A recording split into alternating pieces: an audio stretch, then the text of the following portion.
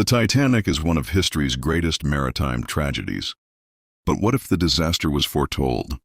Many passengers reported having premonitions, bad dreams, or an unshakable sense of dread before boarding the ill-fated ship. Were these warnings from their subconscious minds or something more mysterious? Join us as we unravel the chilling accounts of premonitions leading up to the sinking of the Titanic. The Titanic, famously known as the unsinkable ship, was a testament to human ambition and engineering prowess. Launched in 1912 by the White Star Line, it was the largest and most luxurious ship of its time, a floating palace designed to symbolize progress, wealth, and modernity. The Titanic stood as the pinnacle of maritime innovation, equipped with cutting-edge technology and lavish amenities that promised passengers an unparalleled experience. The ship was built to accommodate over 2,200 passengers and crew, with 3 distinct classes on board. First-class passengers enjoyed opulence beyond imagination: grand staircases, fine dining halls, and suites outfitted with the latest comforts. Meanwhile, second class provided excellent accommodations for middle-class travelers, and even third class, known as steerage, offered better conditions than most ships of the era. On April 10, 1912, Titanic set sail from Southampton on its highly anticipated maiden voyage to New York City. Excitement buzzed among the passengers, from wealthy elites like John Jacob Astor IV to hopeful immigrants seeking a new life in America. The Titanic wasn't just a ship. It was a symbol of dreams, progress, and the promise of a brighter future. However, beneath this aura of triumph lay a sense of overconfidence. The belief that the Titanic was unsinkable led to critical oversights, such as a shortage of lifeboats. Little did anyone know that this voyage, meant to be a celebration of human achievement, would become one of the greatest maritime tragedies. Among the many tragic stories of the Titanic is that of Jessie Sorrell, a third-class passenger whose journey was marked by a haunting sense of foreboding. Jessie, like many others in third class, was traveling with hopes of starting a new life in America, chasing the dream of opportunity and a brighter future. However, before she even boarded the ship, Jessie confided in her family that she had a bad feeling about the voyage. She couldn't shake the sense that something terrible was going to happen. Despite her unease, Jessie decided to continue with her plans, likely reassured by the Titanic's reputation as the unsinkable ship. For many immigrants like her, this journey wasn't just a choice but a necessity, a chance to escape hardships and build a better life across the ocean. As the Titanic set sail on its maiden voyage, Jessie's fears must have lingered in her mind, but she couldn't have imagined the scale of the disaster that awaited. On the night of April 14, 1912, her premonition became a tragic reality. When the Titanic struck the iceberg and began to sink, chaos erupted, and lifeboats, already insufficient in number, were prioritized for women and children in first and second class. Tragically, Jessie was among the 500 souls who did not survive that fateful night. Her story serves as a chilling reminder of the mysterious ways in which intuition or subconscious fears can sometimes foreshadow real events. Was Jessie's bad feeling a mere coincidence, or did she sense something deeper about the journey? While we may never know, her story remains a poignant chapter in the legacy. Among the many eerie premonitions surrounding the Titanic disaster is the story of Reverend Charles Morgan, a man whose vision saved his life. Reverend Morgan was originally set to board the Titanic on its maiden voyage. Like many others, he had been drawn to the grandeur and excitement surrounding the unsinkable ship. Yet, in the days leading up to the trip, he experienced something extraordinary that caused him to cancel his plans. Reverend Morgan later shared that he had a vivid vision of a massive ship sinking in the ocean. In his vision, he saw the chaotic scene unfold: passengers scrambling for safety, lifeboats being lowered, and the ship disappearing beneath icy waters. This vision left him deeply unsettled. Along with it came an overwhelming sense of danger tied to the Titanic, a feeling he couldn't ignore, despite the assurances of the ship's safety and its reputation as a marvel of modern engineering.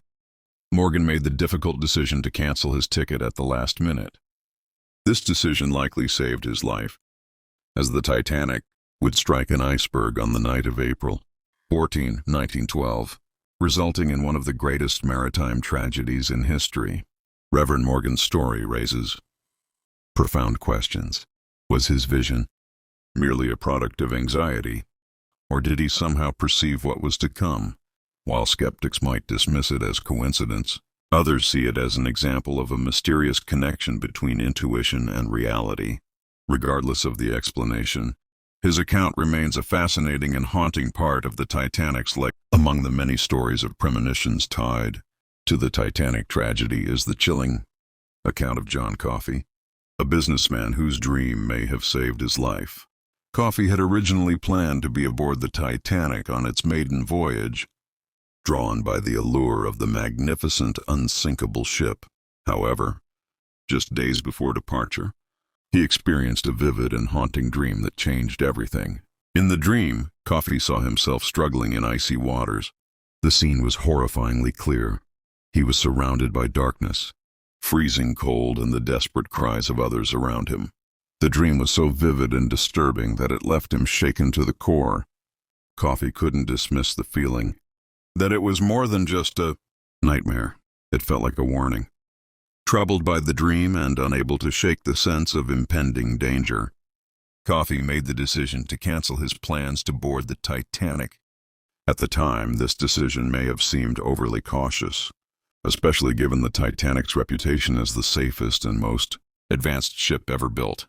Yet in hindsight, it proved to be life-saving.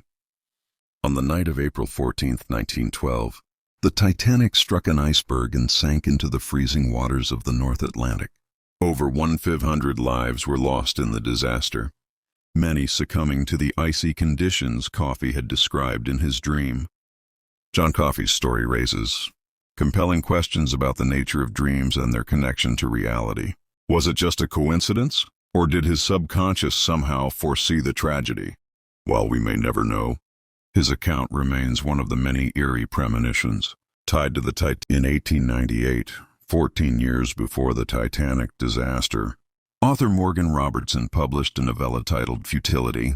At first glance, it seemed like an ordinary work of fiction, but it would later become famous for its chilling similarities to the real-life tragedy of the Titanic.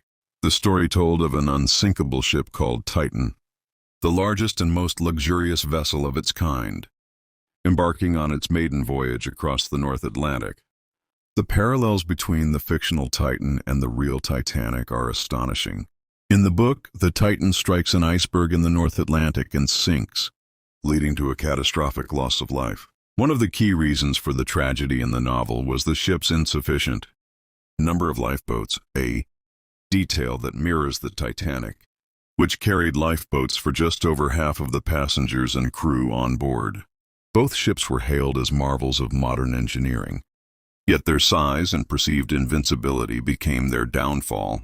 The dimensions of the fictional Titan are eerily close to the Titanic as well. Robertson described the Titan as the largest ship of its time, boasting extravagant features that catered to the wealthy elite. Much like the Titanic, the ship's fate in Futility also occurred during the same month, April, adding another layer of coincidence to the story. After the Titanic tragedy, Futility gained a reputation as a prophetic work. Many speculated that Robertson might have foreseen the disaster, though the author himself denied any supernatural inspiration. Instead, he credited his knowledge of shipbuilding and maritime trends for the novel's details.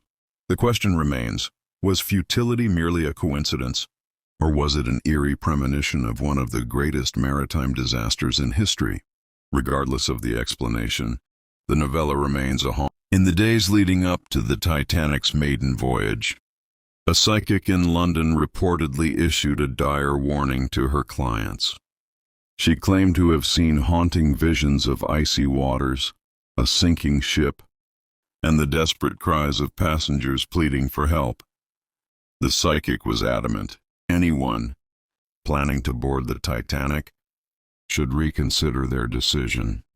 While specific details about the psychic's identity remain unclear, her warning has become one of the many eerie premonitions linked to the Titanic disaster. At the time, some dismissed her visions as overly dramatic or unfounded, but others took her words seriously.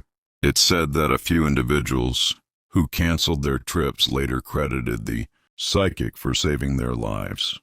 When the Titanic struck an iceberg on April 14, 1912, the psychic's visions came tragically true. Over 100 lives were lost in the icy waters of the North Atlantic. Her warnings, whether coincidence or an extraordinary connection to future events, serve as another mysterious chapter in the story of the Titanic. Was this a glimpse into the unknown, or simply intuition heightened by the enormity of the event to come? The answer remains part of the Titanic's haunting. Among the many tragic tales from the Titanic, the story of journalist and editor William T. Stead stands out as both eerie and heart-wrenching.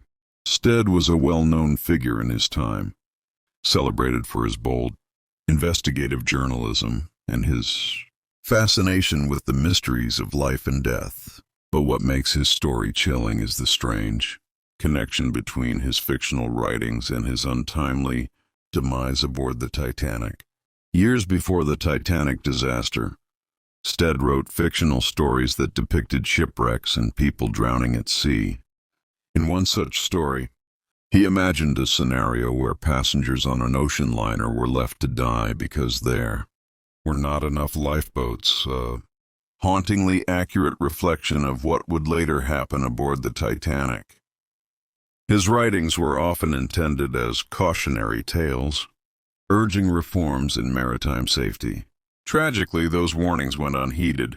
In April 1912, Stead boarded the Titanic to travel to the United States, where he was scheduled to speak at a peace conference. It was to be a voyage of hope and opportunity. But on the night of April 14th, when the Titanic struck an iceberg, Stead's fictional stories became a grim reality. As the ship sank into the icy waters of the North Atlantic, Stead was among the over 2,500 souls who perished. Eyewitness accounts suggest that in his final moments, Stead remained calm, helping others to safety before his own life was lost.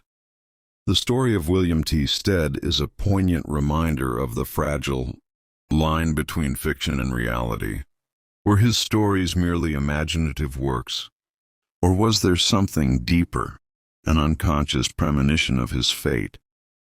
Regardless of the answer, Stead's life and death remain a haunting chapter in the legacy of the Titanic. Despite numerous warnings, strange premonitions, and eerie coincidences, the Titanic embarked on its maiden voyage on April 10, 1912, carrying over 2,200 passengers and crew.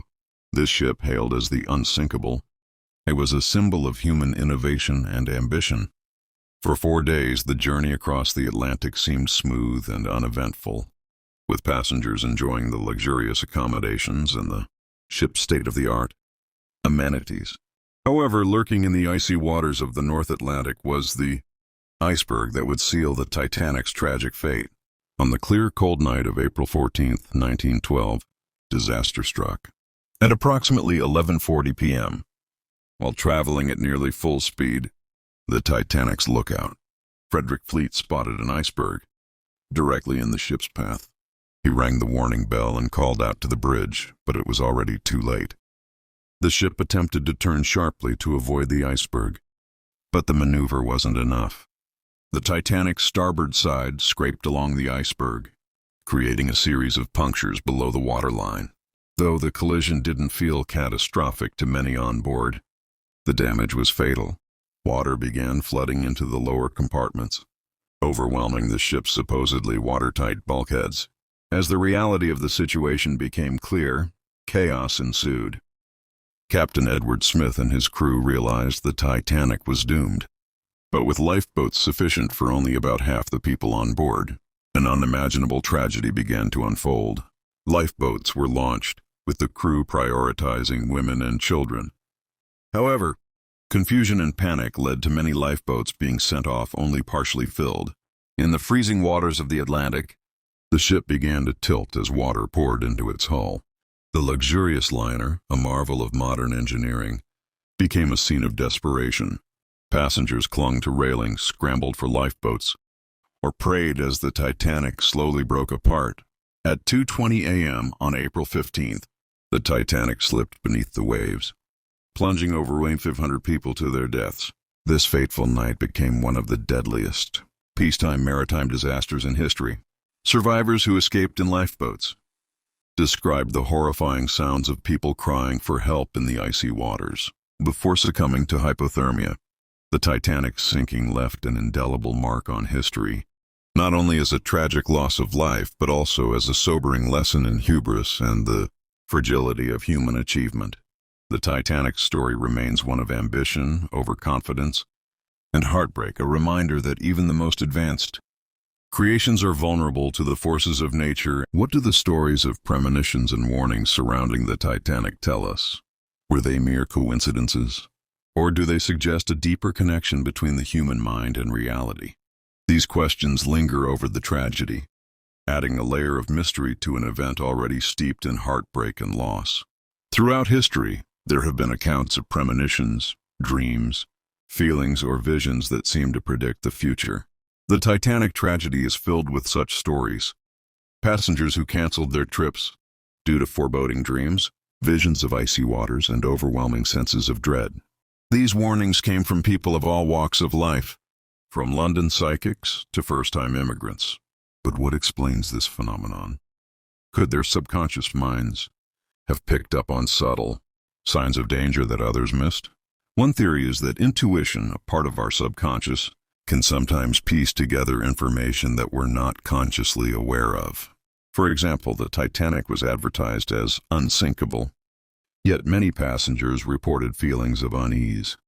Was it the subconscious processing the inherent risks of sea travel at the time? Or was it something more mysterious? Dreams of icy waters and sinking ships may have been expressions of suppressed fears, brought to the surface through vivid imagery.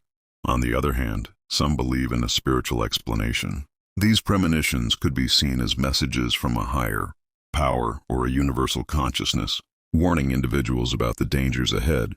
The accuracy of some accounts, like the psychic in London, who foresaw the cries of passengers in icy waters, raises questions about whether certain individuals are more attuned to these unseen forces. Still, skeptics argue that such stories gain prominence only after the fact.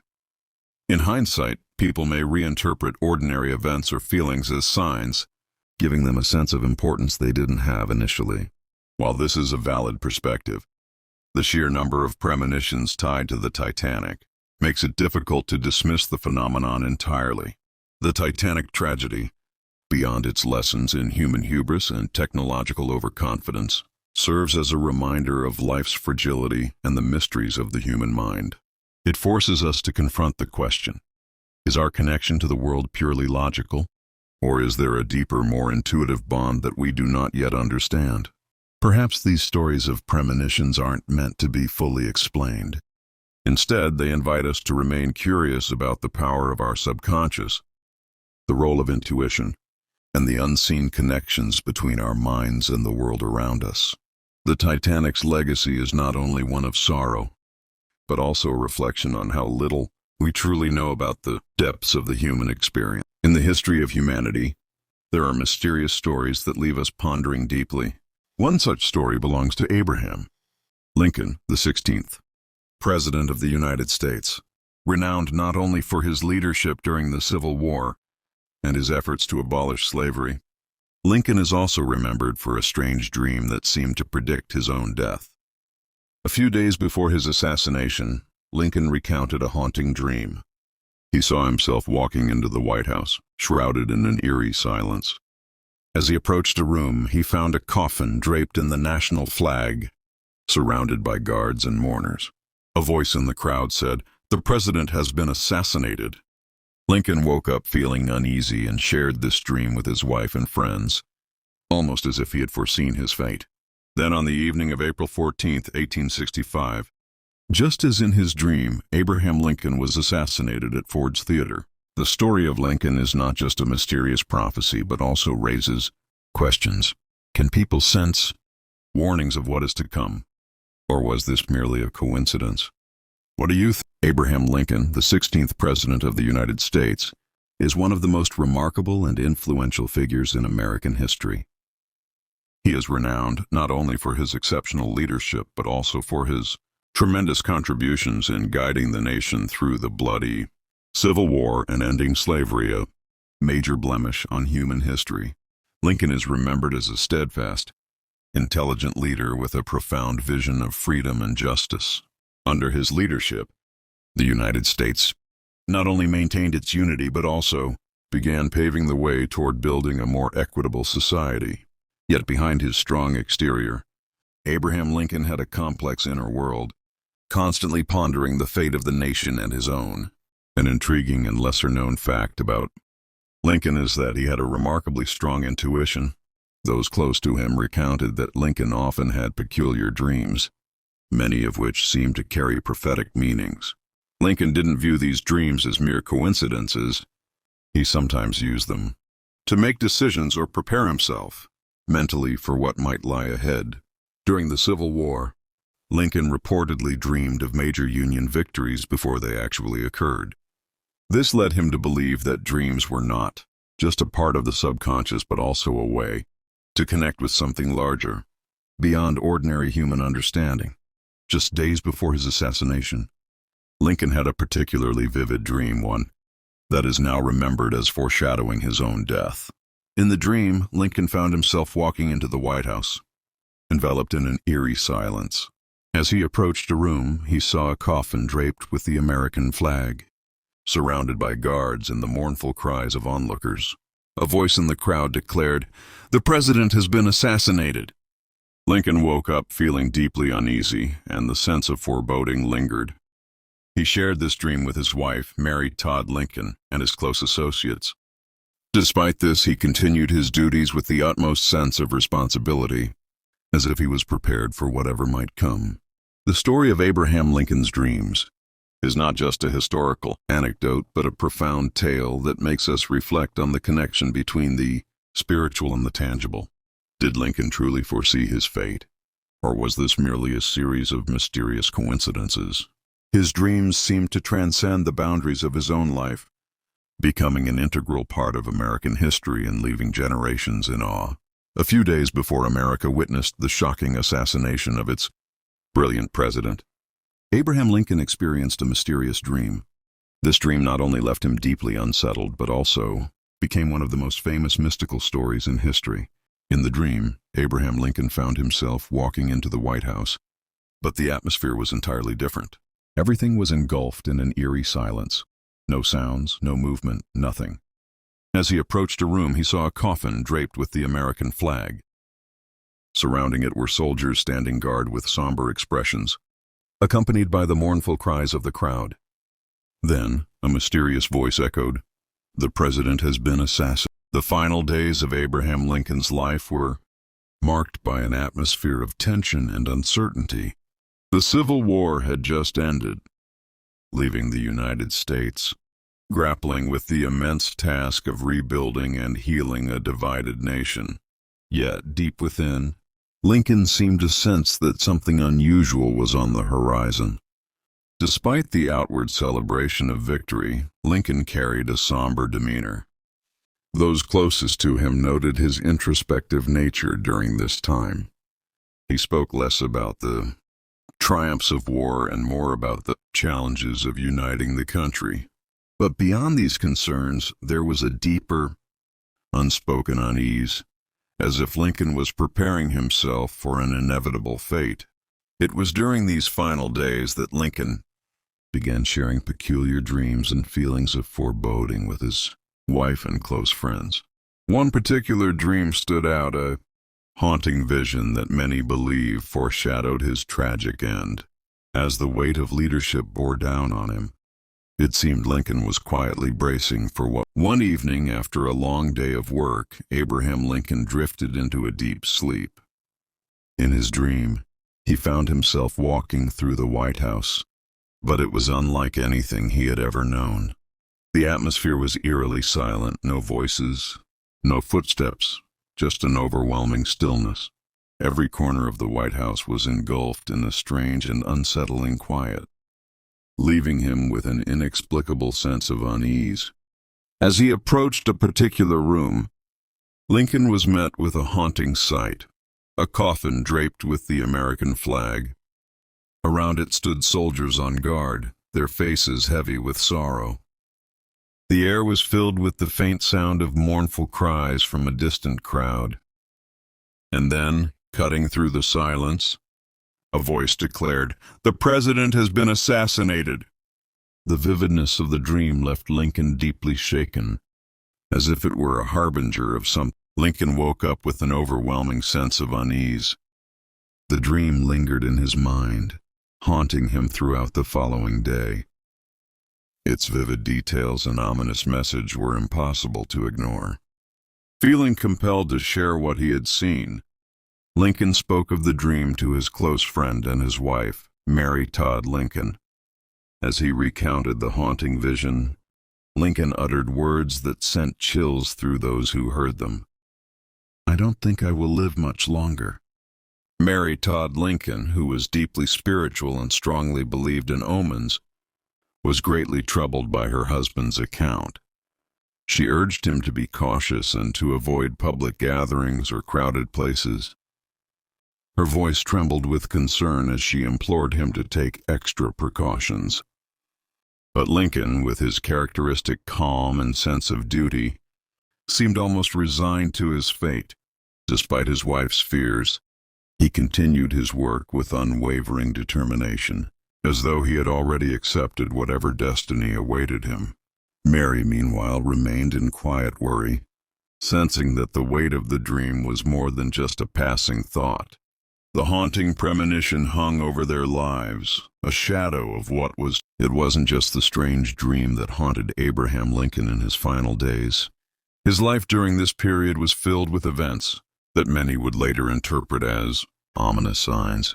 Lincoln himself seemed to possess a profound intuition about his own death. Friends and family often recounted moments when his words and actions reflected an almost eerie awareness of his fate. He spoke less about the future and more about what he had accomplished, as though preparing to leave his legacy behind. In conversations with those closest to him, Lincoln often shared thoughts that carried a sense of finality. On one occasion, he mentioned, "There are times when I feel as if I'm living on borrowed time." Such remarks left his friends uneasy. Though Lincoln himself appeared calm, even resolute, his demeanor also changed subtly in those days. He became more introspective, spending long moments in quiet reflection. People close to him described his tone as somber, his words deliberate, as if every sentence carried the weight of an unspoken farewell. Though he continued his duties with diligence, it was clear to those around him that Lincoln was deeply aware of an inevitable outcome, one that seemed to loom just beyond the horizon. These moments, along with his haunting dream, painted a picture of a man who, in some inexplicable way, knew that his time was coming to an end. To this day, these accounts remain a source of mystery, raising questions about fate, intuition, and the thin line between premonition and reality. On the evening of April 14, 1865, Abraham Lincoln and his wife, Mary Todd Lincoln, arrived at Ford's Theater to watch the play Our American Cousin. It was a night meant to be a rare moment of relaxation for the president after years of war and political turmoil. The Civil War had recently ended, and the nation was on the brink of reconstruction. But for Lincoln, it would tragically be his final public appearance. As the president entered the theater, he was greeted with applause and cheers from the audience. He smiled warmly, acknowledging the crowd, and then took his seat in the presidential box alongside his wife and their guests. The mood in the theater was lively, and the play's comedic tone filled the room with laughter. For a moment, it seemed as though Lincoln could finally enjoy some peace after the long and harrowing years of war. Unbeknownst to him, lurking in the shadows was John Wilkes Booth, a well-known actor and staunch opponent of Lincoln's policies. Booth, embittered by the outcome of the Civil War and Lincoln's push to abolish slavery, had meticulously planned the assassination. He saw Lincoln as a tyrant and believed that by killing him, he could reignite the Confederate cause. As the play progressed, Booth stealthily made his way to the presidential box. Armed with a .44 caliber Derringer pistol, he waited for the perfect moment. That moment came during a comedic line in the play that drew loud laughter from the audience. Masking the sound of what was about to happen, Booth entered the box, aimed his pistol at the back of Lincoln's head, and fired. The sound of the gunshot silenced the theater in an instant. Chaos erupted as Mary Todd Lincoln screamed in horror, and the audience struggled to comprehend what had just occurred. Booth leapt from the presidential box onto the stage, breaking his leg in the process, but he managed to shout the Latin phrase, "Sic semper tyrannis," thus always to tyrants, before fleeing the scene. Lincoln was immediately attended to by doctors, but the wound was fatal. He was carried across the street to a nearby boarding house, where he lay unconscious throughout the night. At 7:22 a.m. on April 15, 1865, Abraham Lincoln passed away, becoming the first U.S. president to be assassinated. The events of that evening mirrored Lincoln's haunting dream in an uncanny way. Just as he had seen in his vision, the president was struck down, and the nation was plunged into mourning. The assassination of Abraham Lincoln not only marked the loss of one of America's greatest leaders, but also cemented his story as one of prophecy. The story of Abraham Lincoln's dream is not just a strange prophecy, but also a profound mystery that invites us to reflect on the connection between the spiritual and the tangible. Was it merely a coincidence, or did Lincoln truly catch a glimpse of his destiny? In the days leading up to his assassination, Lincoln's dream was more than just a haunting vision. It seemed to foreshadow the inevitable. The vivid imagery, the eerie silence, the draped coffin, and the words, "The president has been assassinated," were far too specific to ignore.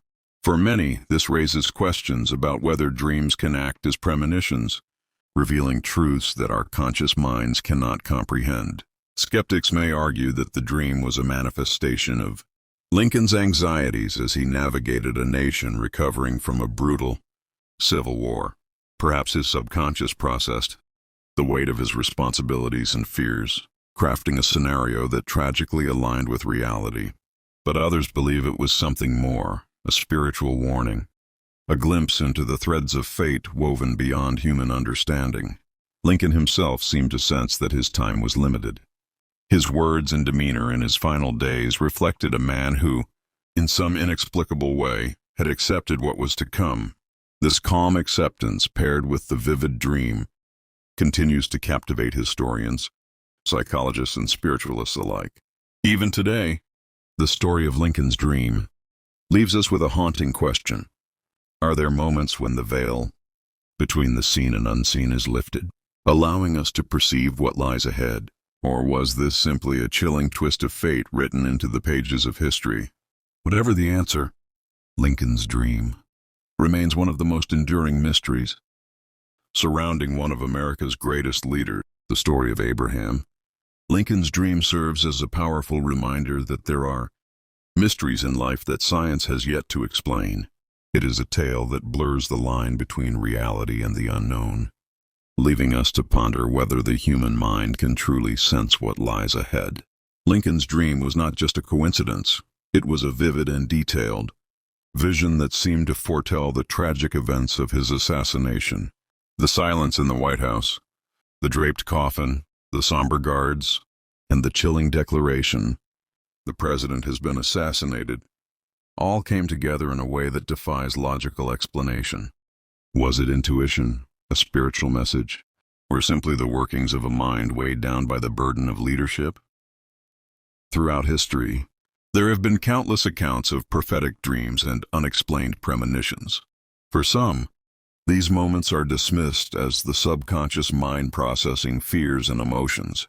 But for others, they are seen as a bridge, a connection between the physical and the spiritual realms, offering glimpses of what may come.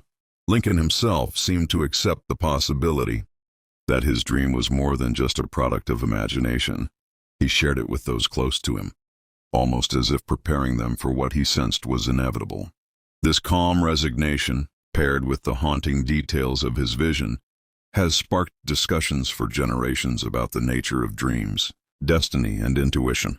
So what do you believe? Are dreams like Lincoln's simply reflections of our deepest fears and thoughts? Or are they a mysterious tool that helps us prepare for the future? The story of Abraham Lincoln's dream challenges us to consider the possibilities and reminds us that life is full of wonders yet to be. Nostradamus is one of history's most fascinating figures, known for his cryptic prophecies that continue to intrigue and baffle us centuries later. Among his countless predictions, one stands out as eerily personal, the prediction of his own death. How did this legendary seer foresee the moment of his demise? Was it pure coincidence, or did he truly glimpse into the future? Today we'll uncover the mysterious life and final prophecy of Nostradamus, Michel de Nostradam. Known to the world as Nostradamus, was born in 1503 in Saint-Rémy-de-Provence, France. His name has become synonymous with prophecy, but his life was far more complex than his famous predictions. Nostradamus was not only a prophet but also a physician, astrologer, and scholar, whose work reflected a unique blend of science, spirituality, and intellect during one of Europe's most turbulent periods. Growing up in a time of intellectual awakening, Nostradamus showed an early talent for mathematics, astronomy, and languages. He studied at the University of Avignon and later at the University of Montpellier, where he trained as a physician.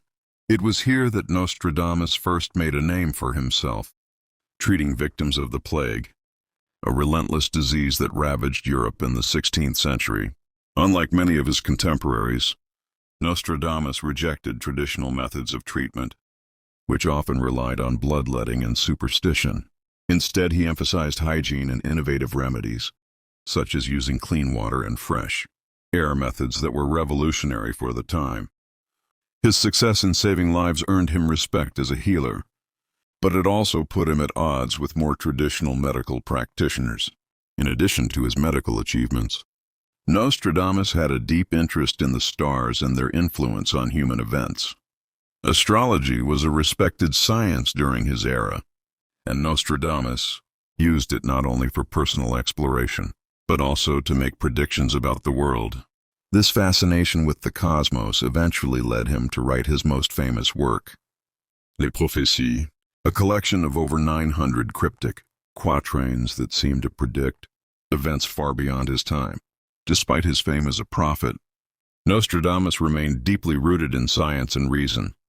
His life was a delicate balance between the empirical and the mystical, reflecting the complexity of his era, a time when the line between science and superstition was often blurred. Nostradamus's ability to navigate both worlds made him a figure of fascination and controversy, and his legacy continues to intrigue us centuries later. The question remains, was Nostradamus a visionary seer, a brilliant observer of human nature, or simply a master of cryptic language? As we delve deeper into his life and prophecies, we'll explore the man behind the myth and uncover how he became one of history's most. Among Nostradamus's most famous prophecies is one that many believe predicted the French Revolution, a seismic event that reshaped the political landscape of Europe. His quatrains, written in cryptic and poetic language, seem to describe the overthrow of the monarchy and the chaos that followed. One particular verse stands out. From the enslaved populace, songs, chants, and demands, while princes and lords are held captive in prisons. This quatrain vividly captures the spirit of rebellion that gripped France in the late 18th century. The enslaved populace can be interpreted as the oppressed, common people rising against the ruling elite. The songs, chants, and demands reflect the revolutionary fervor, the cries for liberty, equality, and fraternity that echoed through the streets of Paris.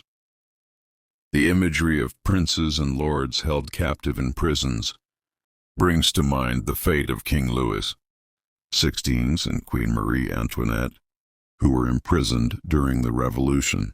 Both would eventually face the guillotine, symbolizing the collapse of the monarchy and the rise of the people's power.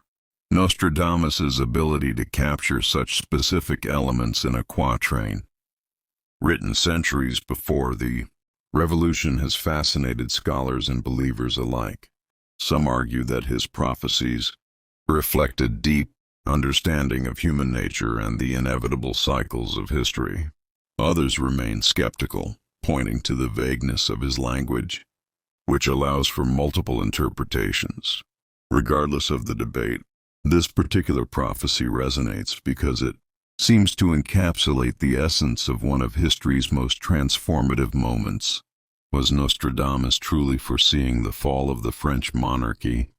Or is this another example of how his writings can be adapted to fit historical events?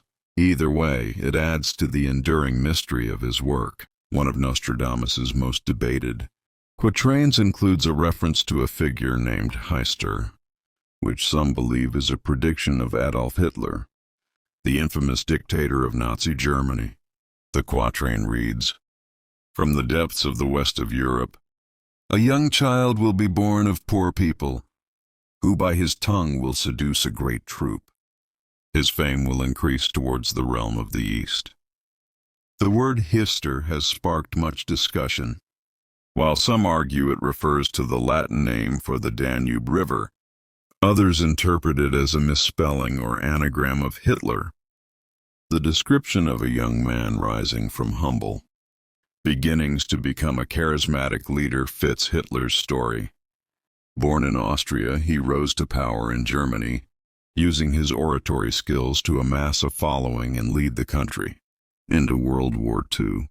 Additionally, the phrase "towards the realm of the East" is thought to refer to Hitler's invasion of Eastern Europe, which played a central role in the war. These connections, though speculative, have captivated believers and added to Nostradamus's mystique. Skeptics argue that Heister is too vague and could be linked to many historical figures or events. However, the eerie parallels between this quatrain and Hitler's rise to power keep the debate alive. Was this prophecy a genuine glimpse into the 20th century? Or is it an example of people projecting meaning onto Nostradamus's cryptic words? One of Nostradamus's most haunting prophecies appears to foretell catastrophic events involving fire and destruction. The quatrain reads, "The sky will burn at 45 degrees. Fire approaches the great new city. Immediately a huge scattered flame leaps up." When they want proof of the Normans, many interpret this prophecy as a prediction of the September 11, 2001 terrorist attacks on the World Trade Center in New York City. The phrase "fire from the sky" seems to describe the fiery impact of the hijacked planes, and the great new city aligns with New York, often referred to as the New World or New City. The line "immediately a huge, scattered flame leaps up" evokes the horrifying image of the Twin Towers collapsing in a blaze of fire and debris. The reference to 45 degrees has also been tied to New York's latitude, which sits close to 40 +, although some interpret this line metaphorically. While skeptics argue that the language is too vague to be definitively linked to 9/11, the parallels are undeniably chilling. Nostradamus's cryptic verses leave room for interpretation, and his ability to evoke imagery of fire and destruction continues to fuel fascination with his work. Was this truly a vision of a future catastrophe, or simply another example of human tendency to? Among the hundreds of quatrains written by Nostradamus, one stands out as deeply personal and haunting, a prophecy that seemingly predicted not only the year of his death but also the very circumstances surrounding it. This quatrain, like many of his other works, is written in cryptic and poetic language, leaving room for both awe and debate. But what makes it truly extraordinary is how events aligned with his prediction, cementing his reputation as a prophet whose visions extended even to his own demise. Here is the quatrain that Nostradamus wrote, believed to foretell his own death. On the bed of death close to the village, the stars' alignment will signal his demise. The great seer will see no more the sun. When July ends, his life undone. This quatrain captures the essence of Nostradamus's style, vague enough to be interpreted in multiple ways yet eerily specific when viewed in hindsight. The references to the bed of death and the stars' alignment suggest a man aware of the timing and setting of his final moments.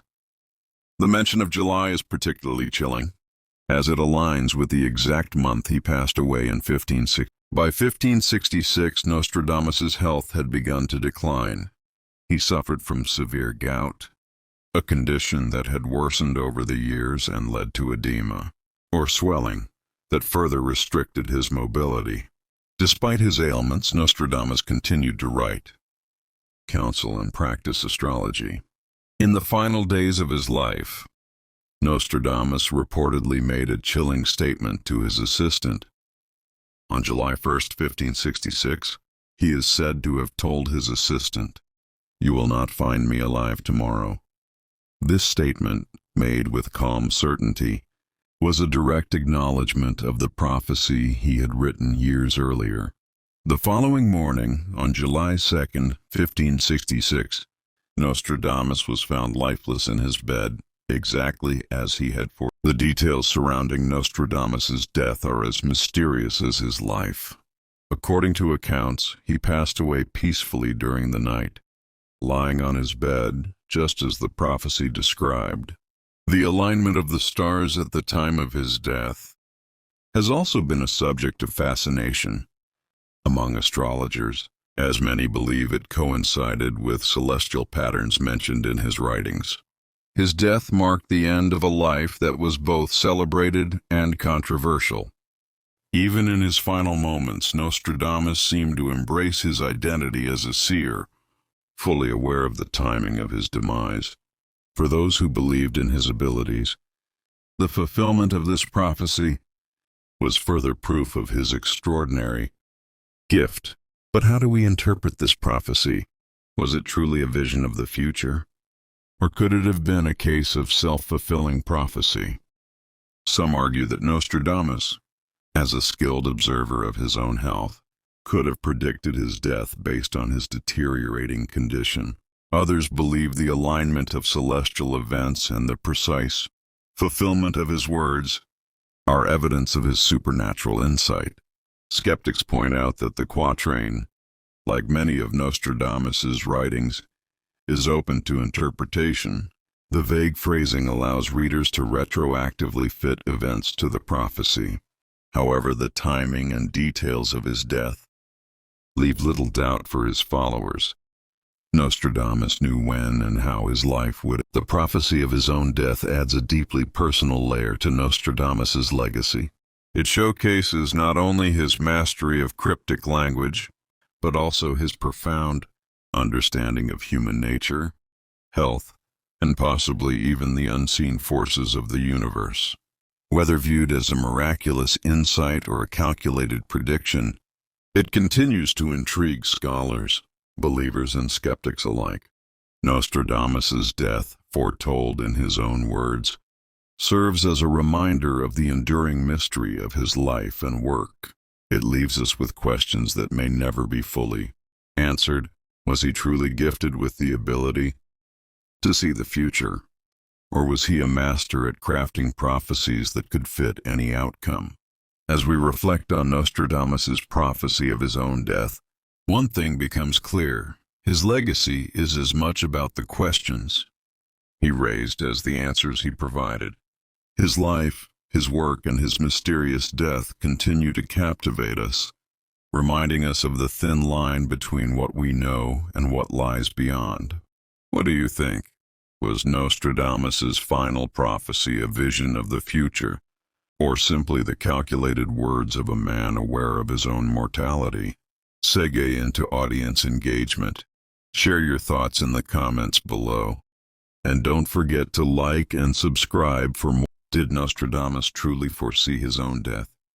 Or are we simply projecting meaning onto his cryptic words?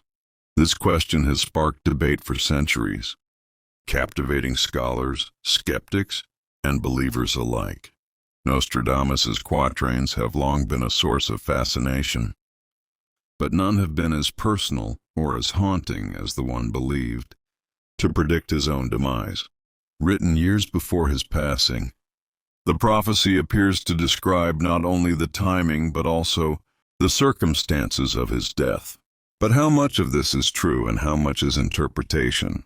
Let's revisit the quatrain that is believed to foretell his death.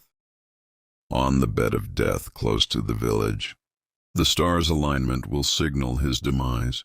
The great seer will see no more the sun. When July ends, his life undone. At first glance, the prophecy seems to directly describe Nostradamus's final moments. He died in 1566, in his home near the village of Salon de Provence, during the night of July 1st. The references to a bed of death, the stars' alignment, and the month of July all align uncannily with the actual events. These details make it tempting to believe that Nostradamus had some supernatural insight into his own mortality. Supporters of Nostradamus argue that this prophecy is undeniable, proof of his abilities. They point to the accuracy of his description, including the timing and location of his death. Additionally, they highlight his final words to his assistant, reportedly spoken on July the 1st. "You will not find me alive tomorrow." These words, delivered with calm certainty, seem to confirm that Nostradamus knew his end was near. Astrologers often cite the stars' alignments mentioned in the quatrain as further evidence. Nostradamus, a skilled astrologer, could have analyzed celestial patterns and seen an omen signaling his death. For believers, this aligns with his reputation as a man deeply connected to the mysteries of time and the cosmos. However, skeptics offer a different view. They argue that Nostradamus, aware of his declining health, may have anticipated his death based on logical observation rather than supernatural foresight. By 1566, Nostradamus suffered from severe gout and edema, which had significantly worsened in the months leading up to his death. His prediction could have been a reflection of his medical knowledge and self-awareness, rather than a mystical prophecy. Additionally, skeptics question the vagueness of the quatrain itself. Nostradamus often wrote in cryptic and metaphorical language, leaving his predictions open to interpretation. The reference to July and stars' alignment might seem significant only in hindsight, as humans are naturally inclined to find patterns and connections in mysterious events. Despite the skepticism, the prophecy of Nostradamus's death continues to intrigue. It blurs the line between intuition, foresight, and coincidence, leaving us to wonder, was this the work of a true prophet, or a man keenly aware of his own mortality? The answer depends on how you interpret the evidence and the words he left behind. Nostradamus's prophecy about his death is a testament to his enduring legacy. Whether you view it as a mystical vision or a self-fulfilling prediction, it challenges us to reflect on the mysteries of time, intuition, and the human mind. What do you think? Did Nostradamus truly foresee his own death? Or are we giving his words more meaning than they deserve? Whether you believe in Nostradamus's prophetic abilities or not, one thing is certain: his legacy as a historical figure is undeniable. Michel de Nostradame, better known as Nostradamus, lived over 450 years ago. Yet his name remains synonymous with mystery and prophecy. His writings continue to captivate people across the globe, inspiring countless debates, interpretations, and even modern predictions. But what is it about Nostradamus that has allowed his influence to endure through the centuries? Nostradamus's most famous work, Les Prophéties, is a collection of 940 quatrains, four-line verses written in cryptic, poetic language. Published in 1555, this book became an instant sensation. The vague and symbolic nature of his writings invited readers to interpret them in their own way, ensuring that his words remained relevant across generations and cultures. Supporters of Nostradamus believe his prophecies have predicted events such as the French Revolution, the rise of Napoleon and Hitler, and even modern events like the September 11 attacks. Each quatrain seems to carry a timeless quality, allowing readers to draw connections to their own time, making Nostradamus feel as though he still speaks to us from beyond the grave. Critics, however, argue that this vagueness is precisely what makes Nostradamus's work so enduring. They claim his predictions are like a mirror, reflecting whatever the reader chooses to see. Even so, his writings have captured the imagination of scholars, skeptics, and believers alike, sparking endless debates, and Nostradamus's influence extends far beyond the pages of his book. Today, his name is frequently invoked in times of uncertainty or crisis. His quatrains are often revisited whenever major global events occur, with people searching for clues in his writings to explain the present or predict the future. This fascination with Nostradamus highlights humanity's enduring need to make sense of the unknown. For example, during the COVID-19 pandemic, many claim that Nostradamus had foreseen the outbreak in his writings, interpreting lines about plagues and suffering as references to modern times. Whether these interpretations hold any weight or not, they demonstrate how Nostradamus's work continues to resonate in times of upheaval. While Nostradamus is most famous for his predictions, his legacy extends beyond prophecy. He was also a scholar, physician, and a man deeply curious about the world. His writings reflect not just a desire to predict the future, but also to understand the human condition and the cycles of history. Nostradamus was a product of his time, yet his work transcends time, continuing to inspire curiosity and wonder in people of all backgrounds, love him or doubt him. Nostradamus remains a figure who has defied the boundaries of time. His name is a symbol of mystery and the search for meaning in a chaotic world. Whether his prophecies are true visions of the future or simply brilliant pieces of literature, his legacy invites us to question, explore, and remain curious about the unknown. What do you think? Was Nostradamus a true prophet or just a master of ambiguity? Let us know your thoughts. The story of Nostradamus and his final prophecy is one that has fascinated people for centuries. How did a man from the 16th century seemingly predict his own death with such accuracy? Was it simply a coincidence, the result of intuition, or a genuine glimpse into the future? These questions remain as compelling today as they were when Nostradamus passed away in 1566. Let's take a closer look at the possibilities surrounding his final prediction and what it tells us about the man himself. One explanation for Nostradamus's prediction is that it was purely coincidental. By 1566, he was in failing health, suffering from severe gout and edema that made it difficult for him to move or even sleep comfortably. It wouldn't have been far-fetched for a man in his condition to recognize that his time was running out.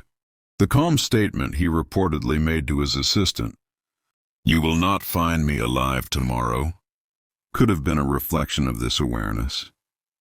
Skeptics argue that Nostradamus's quatrains, including the one about his own death, are vague enough to be retroactively applied to a wide range of circumstances. The references to the bed of death and the month of July might seem specific, but they could also align with many deaths over time.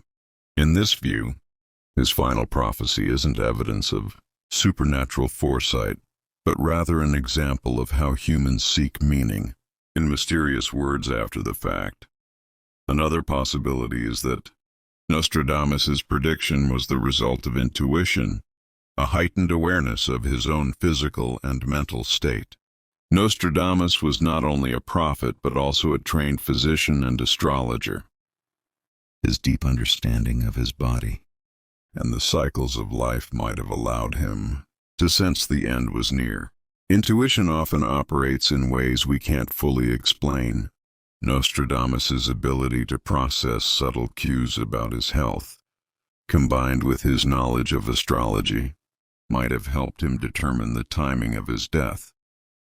While this doesn't point to a supernatural ability, it does highlight his profound self-awareness and his connection to the natural rhythms of life and death.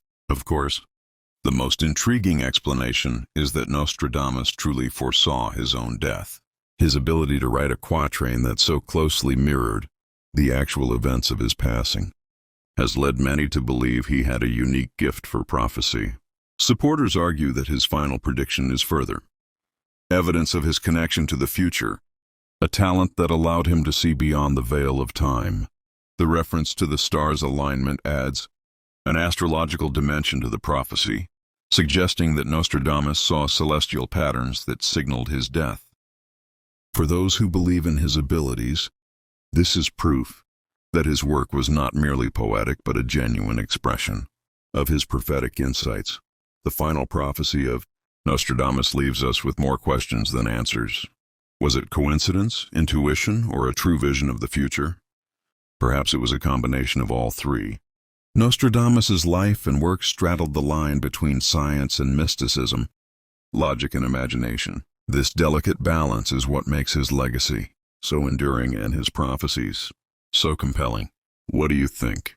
Was Nostradamus a visionary, or are we giving his words more meaning than they deserve? Share your thoughts in the comments below, and let's continue the conversation about one of history's most enigmatic figures. In the history of humanity, there have been strange dreams that make us ponder.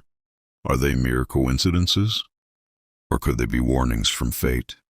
One of the most mysterious stories belongs to the famous writer Mark Twain, who once dreamed of his brother's death, days before it tragically came true. Twain's vivid dream revealed a haunting scene, a coffin surrounded by silence, adorned with a white bouquet and a single red rose at its center. The details were so striking that they lingered in Twain's mind, leaving him uneasy. Little did he know this dream would soon mirror reality. This fascinating tale of Mark Twain's prophetic dream blurs the line between imagination and premonition.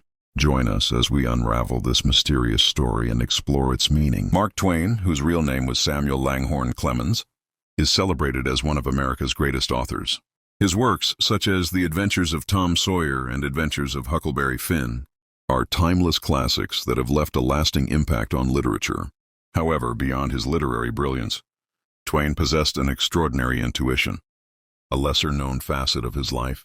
He experienced dreams that were not just vivid, but often eerily prophetic. Twain was a man of deep thought and introspection, which perhaps made him more attuned to the subtleties of his subconscious. One of the most mysterious events in his life came in the form of a dream that seemed to predict the tragic death of his younger brother, Henry Clemens. The bond between the two brothers was strong, and Twain had always been protective of Henry, who looked up to him as both a sibling and a role model. In this particular dream, Twain found himself in a quiet, dimly lit room. At its center was a coffin, covered with a bouquet of white flowers, and at the very center of the arrangement was a striking red rose. The scene was unsettling, and the vivid details of the dream left Twain deeply disturbed. When he awoke, the imagery was so clear and haunting that he shared it with those close to him. Yet at the time, it was dismissed as just another strange dream, nothing more. But Twain couldn't shake the feeling that this dream held significance. Its clarity and emotional weight set it apart from ordinary dreams.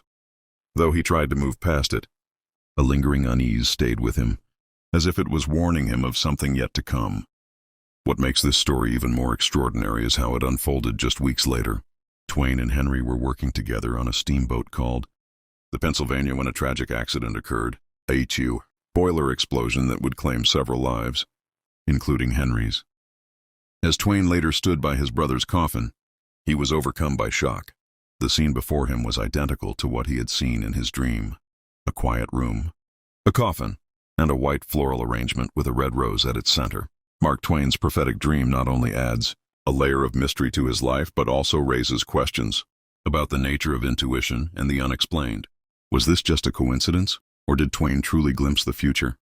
The story of his dream continues to intrigue historians, psychologists, and spiritualists alike, offering a haunting glimpse into the unknown. One quiet evening, as Mark Twain drifted into sleep, he experienced a dream so vivid and peculiar that it would haunt him for the rest of his life. It wasn't the type of dream one forgets upon waking. It was one filled with unsettling imagery and an overwhelming sense of foreboding. In this dream, Twain found himself standing in an unfamiliar room. The air was heavy and still, the kind of silence that made every breath feel louder. In the center of the room was a coffin, simple yet commanding all attention. Draped across the coffin was a bouquet of white flowers, pristine and delicate. At the very center of this arrangement was a single red rose, its vibrant color stark against the white. Twain couldn't shake the feeling that something was profoundly wrong. He stood there frozen, unable to move or speak. The room felt oppressive, as if it was trying to tell him something he couldn't yet understand. Despite the stillness, the scene was emotionally charged, leaving Twain with an unexplainable. Every element of the dream felt precise and deliberate. Twain would later recount how the bouquet of white flowers seemed carefully placed, almost ceremonial. The red rose at its center drew his attention the most, glowing as if it held a secret meaning. This vivid detail in particular etched itself into his memory.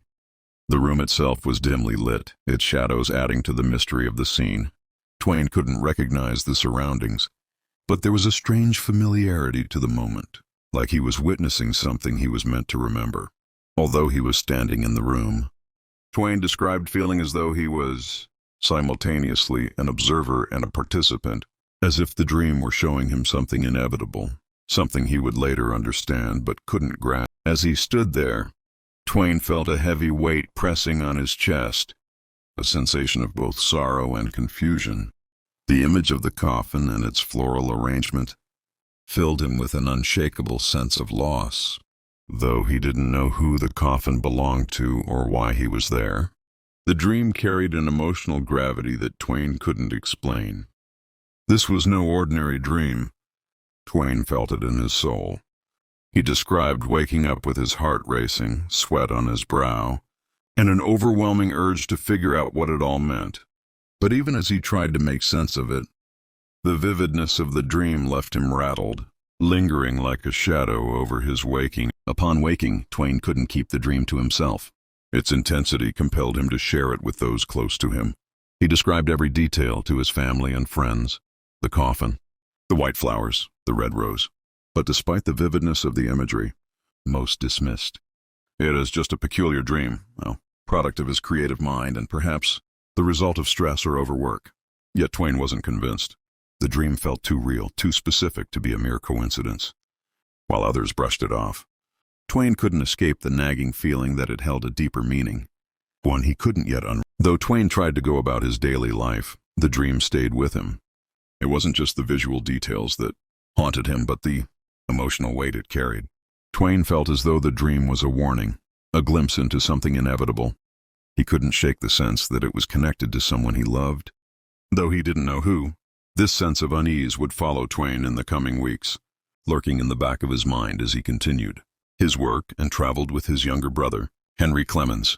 Little did he know, the dream was a harbinger of a tragic event that would soon come to. A few weeks after the dream, Mark Twain and his younger brother, Henry Clemens, found themselves working together aboard the steamboat Pennsylvania.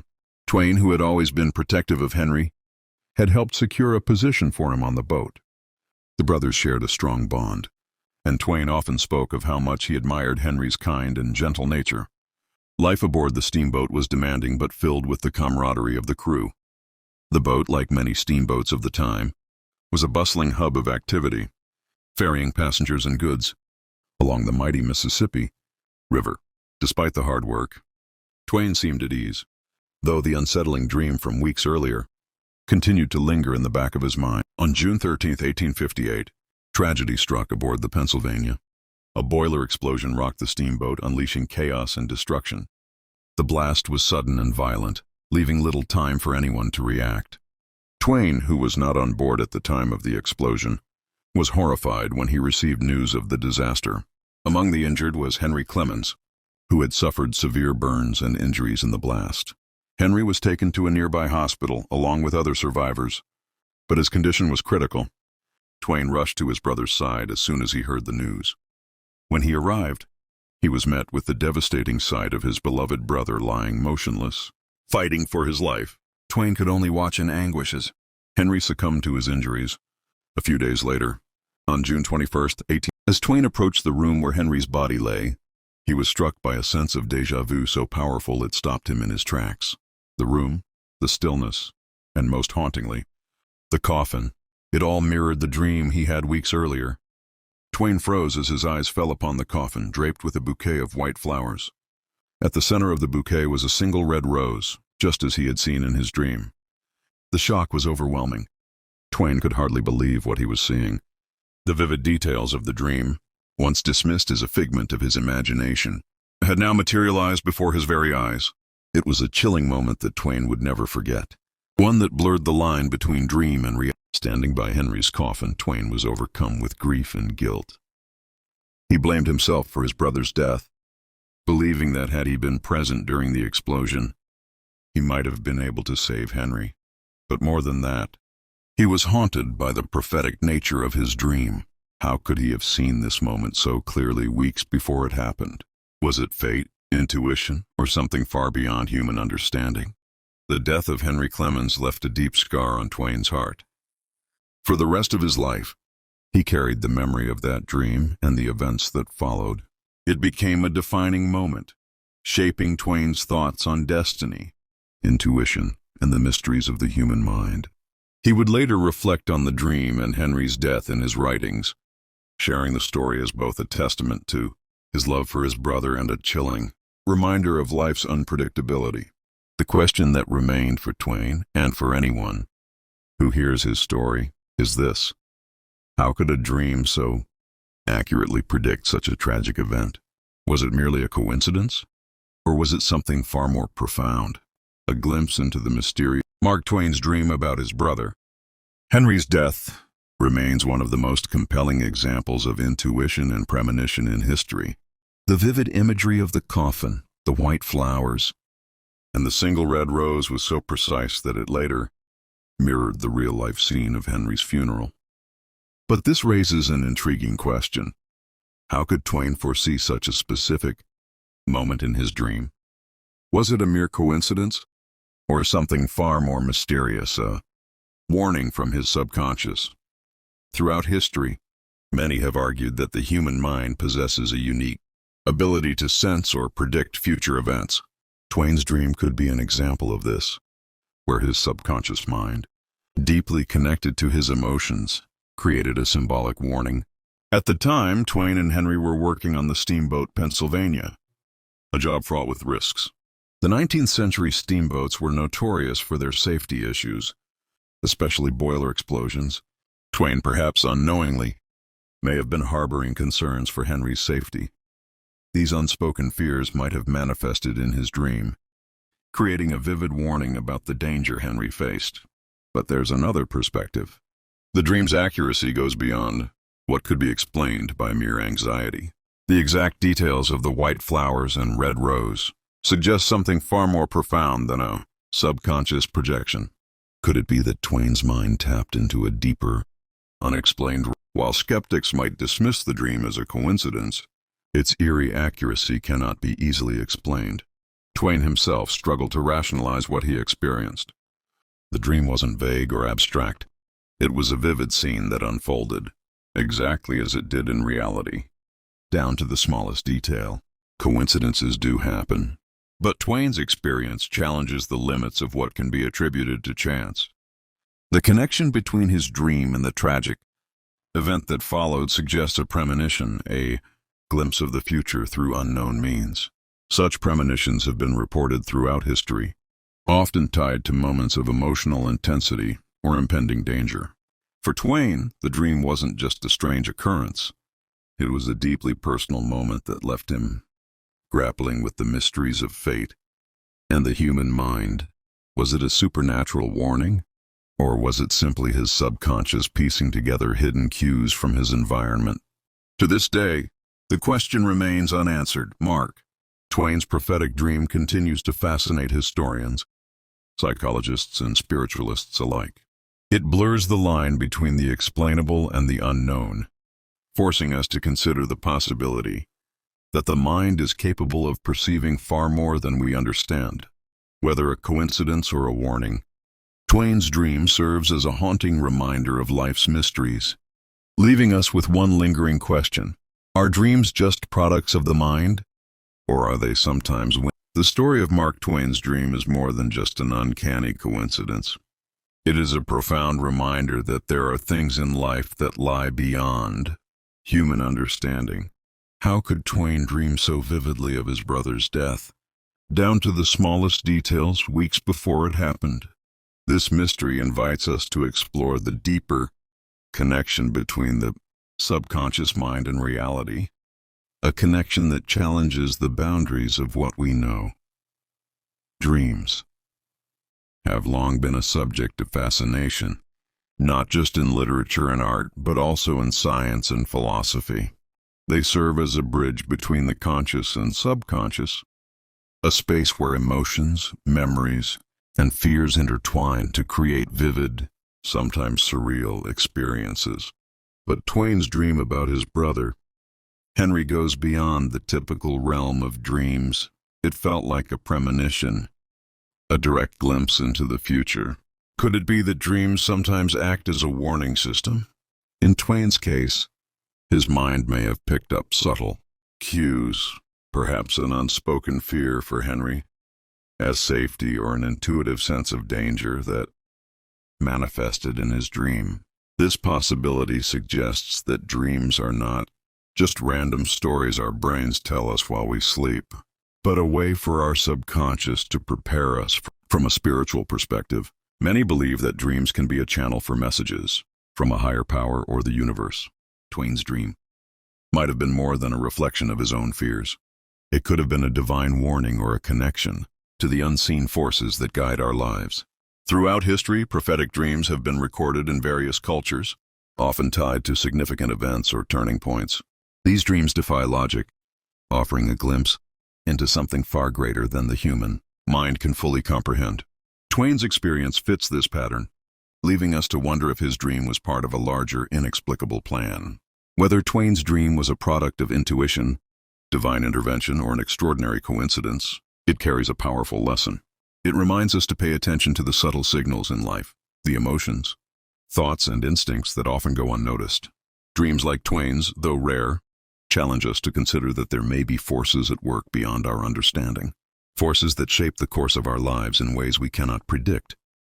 The story of Mark Twain's dream is not just a mystery, but an invitation to reflect on the deeper connections between mind, reality, and the unknown. Dreams may be more than fleeting images.